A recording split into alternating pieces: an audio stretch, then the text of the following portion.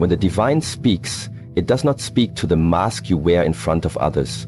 It does not whisper to the image you've built over time, the identity you crafted from memory, fear, or imitation.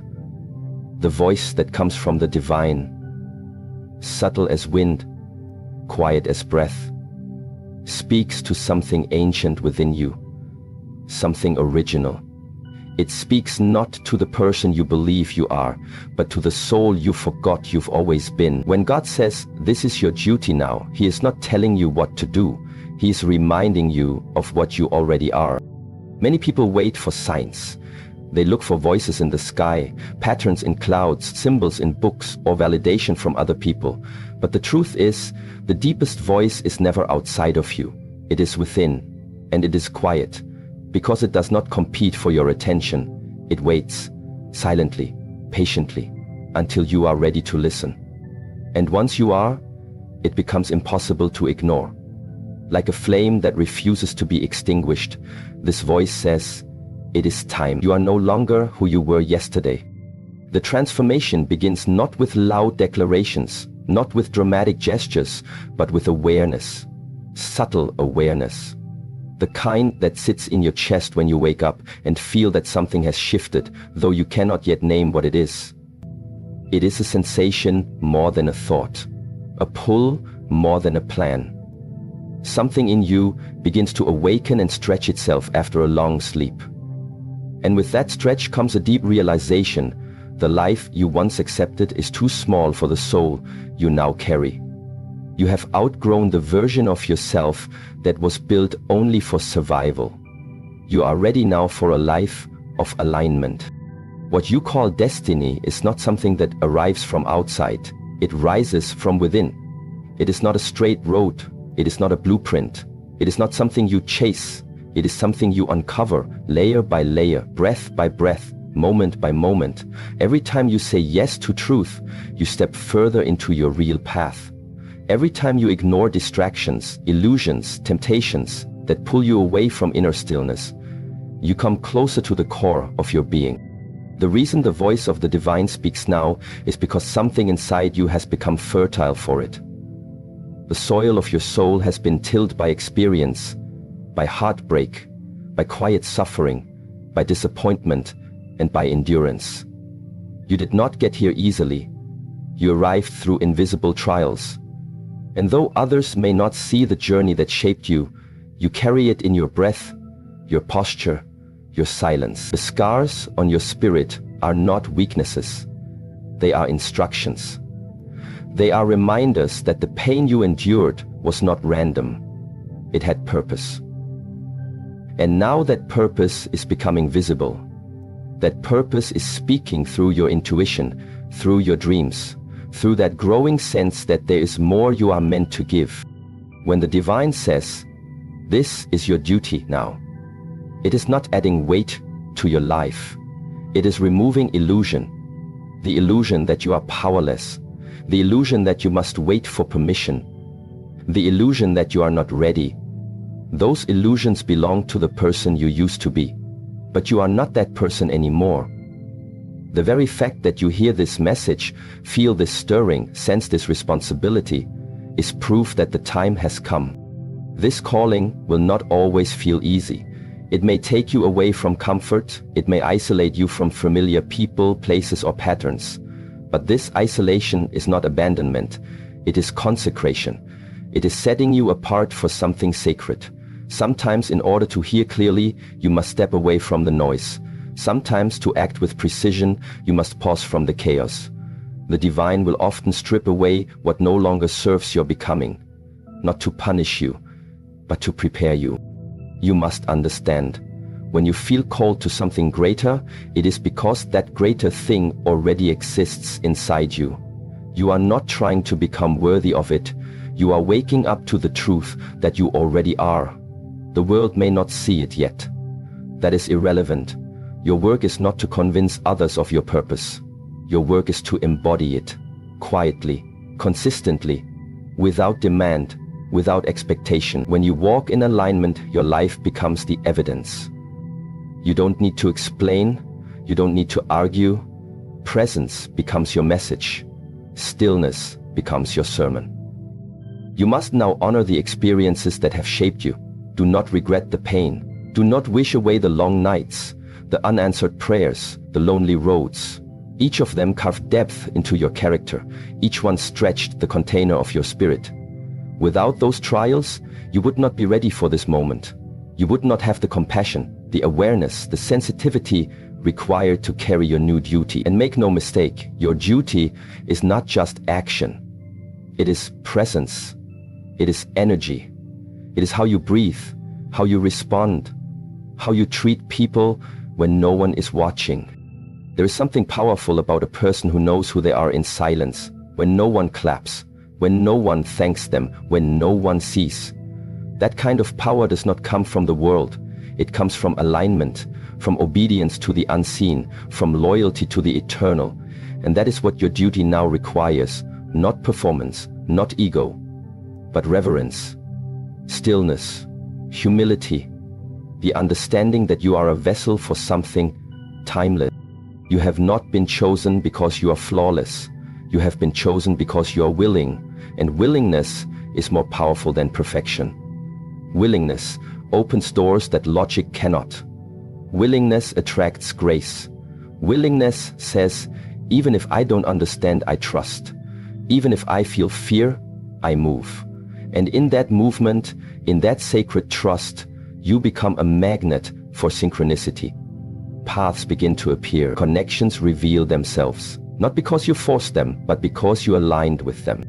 This new phase of your life is not about accumulation. It is about activation. It is about remembering what lies dormant within you, the strength to speak when silence is wrong, the courage to be alone rather than be untrue, the discipline to choose what is right even when it is not convenient. These are not heroic acts. These are simply the signs of a soul walking in its duty. A soul that no longer compromises for comfort. A soul that is no longer seduced by shortcuts or applause. A soul that has seen the cost of staying asleep and has decided to awaken. Your awakening will not always be celebrated. Some will misunderstand you. Some will resist your change. Some will attempt to pull you back into who you were. But you must not return. You must not shrink. You must not dilute your light to fit into spaces that no longer honor you. Your duty requires your full presence, your undivided focus, your refusal to betray your soul for temporary safety. And so now you breathe differently. You move with intention. You listen more, speak less. You sense energy, not just words. You no longer waste time explaining yourself to those who choose confusion. You no longer delay your evolution to make others comfortable. You are not here to entertain. You are here to awaken, to serve, to radiate. And in doing so, you become a mirror to others, a reminder of what they too can become. God said, this is your duty now, not later, not someday, now. Because the world needs more aligned souls walking in truth. Because there is a wound in the collective consciousness that your hands were designed to heal. Because there is a frequency you carry that is medicine for those who have forgotten their own strength. You are not here by chance. You are not hearing this by accident. Something is being activated in you that cannot be undone. Your task is not to understand every detail. Your task is to take the next breath with awareness, to take the next step with clarity, to choose the next action with alignment. One moment at a time, one thought at a time.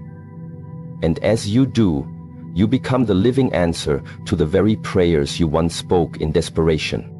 You are no longer who you were yesterday. You cannot return to that version of you, because that version no longer fits the shape of your soul. And that is a gift. It is the divine's way of saying you are ready. So walk forward, not in arrogance, but in reverence, not in haste, but in certainty. You are not here to be everything. You are here to be you, fully, honestly, fearlessly. And that is more than enough. When the divine reveals a duty to your heart, it does not come with fanfare. It does not shout over the chaos. It speaks in stillness, where only the disciplined mind can truly hear. And once you have heard it, there is no turning back, not because you are forced, but because your soul recognizes that what has been revealed to you is not a suggestion, it is a command, whispered with the gentleness of truth. It becomes your path. And to walk this path, you must cultivate the only thing strong enough to hold your purpose steady in a world that constantly seeks to pull it apart. Inner discipline. Discipline is not punishment. It is not rigidity. It is not about restricting your joy. True discipline is an offering. It is a form of respect. It is the structure that allows your spiritual fire to burn cleanly without consuming you. When you are called to fulfill divine duty, it is not simply about what you will do in the world. It is first about what you will become within. Because what you become internally sets the tone for everything you touch external. Without discipline, your purpose dissolves into emotion. Without discipline, the sacred turns into spectacle. Without discipline, the message becomes distorted by ego. So if you feel the pull of something greater, know this: your first task is not to act, it is to align. You must become a vessel that can hold the power of your own purpose. You must prepare your mind to stay clear when confusion rises. You must train your body to move with focus when fatigue enters. You must train your heart to remain open when doubt tries to close it. This is the true nature of discipline. It is not about denial, but about preparation. And preserving post-power, it is not about denial, but about preparation. It is about becoming worthy of the weight your soul is meant to carry. You cannot fulfill divine duty with a distracted mind. You cannot serve a higher truth while serving lower impulses. The spiritual path requires sharpness, awareness, precision. This is why the ancient paths were walked slowly, methodically, deliberately, not because they lacked urgency, but because they understood that speed without presence leads only to exhaustion.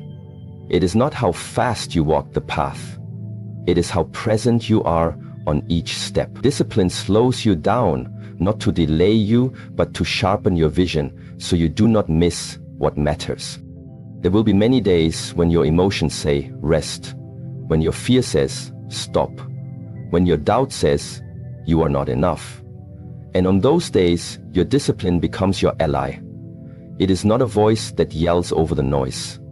It is the quiet hand that guides you anyway. It says, I have heard this fear before, and I have walked anyway. Discipline is the memory of your deepest self when your surface self forgets.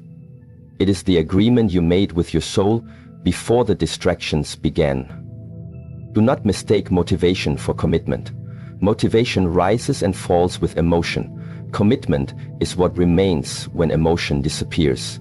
Discipline is not born from motivation. It is born from devotion. From the quiet decision to honor what you were called to do, no matter the weather of your mind.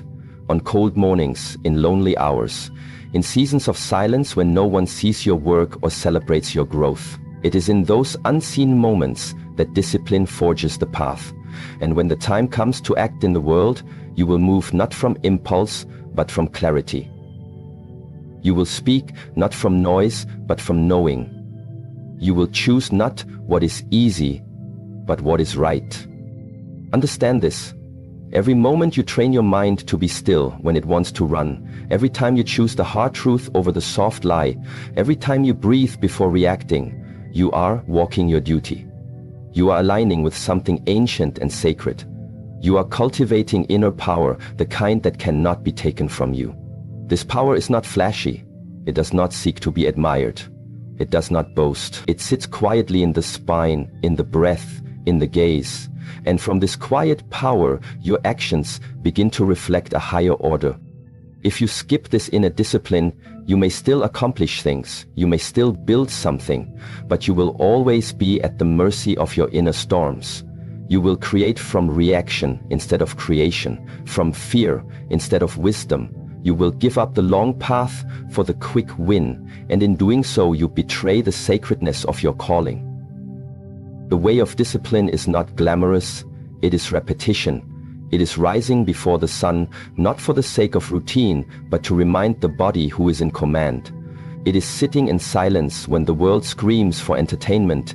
It is saying no to temporary pleasure in service of permanent alignment. It is mastering small moments, because you understand that destiny is built in the ordinary, not the extraordinary, not the dramatic, but in the quiet choice to live on purpose every day. When your duty becomes clear, your time is no longer yours to waste. You begin to treat each moment as sacred. You do not rush through your day, you move through it with reverence. You do not speak carelessly. You speak as if your words carry vibration, because they do. You do not live for distraction, you live for direction. Because you understand that the divine did not whisper this task to you just to be ignored. You were not awakened just to fall back asleep.